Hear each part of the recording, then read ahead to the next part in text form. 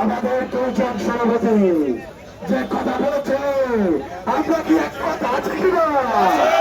আমি একটা কথা বলতে চাই, আমাদের ছাত্র জনতা মাইল সরকার নয়, রাস্তাটা তুলে নয়, বারবার একটি কথা আমাদেরকে বলেছে যে আমাদেরকে বিভিন্ন জুডিশিয়ালের বিচার করা হয়েছে, কথা সঠিক। কিন্তু আমি পরিষ্কার করতে চাই, আমাদেরকে দুইটা কথা বিভক্ত করে বিচার করা হয়েছে। একটা হত্যাকাণ্ড এবং যাবজ্জীবন জুডিশিয়াল বিষয়, এটা পর্যায় করে জুডিশিয়ালের মাধ্যমে আইনের প্রতি রেসপেক্ট করে এই বলতে চাচ্ছি আমরা অবশ্যই তুলে নিব।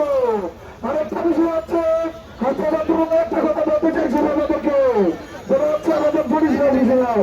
2002 সালে যখন মামলা করেছিল আমাদের বিডিআরে আইনে 5 বছর আইন ছিল।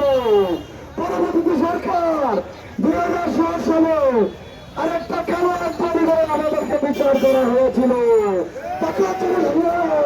কোথায় গিয়েছিল আমাকে বলেন?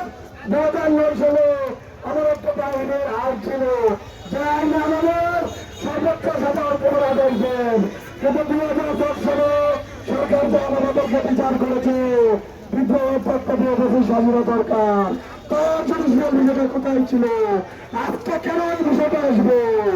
আমি আপনাদেরকে একটা বার্তা দিতে চাই, যতক্ষণ পর্যন্ত আমাদের আনার স্পেশাল কোর্ট কালো আইন নির্বাহী আদেশের মাধ্যমে প্রজ্ঞাপন দিয়ে বাতিল না করবে, ততক্ষণ পর্যন্ত আমরা ঘরে ফেরবো না। ধন্যবাদ।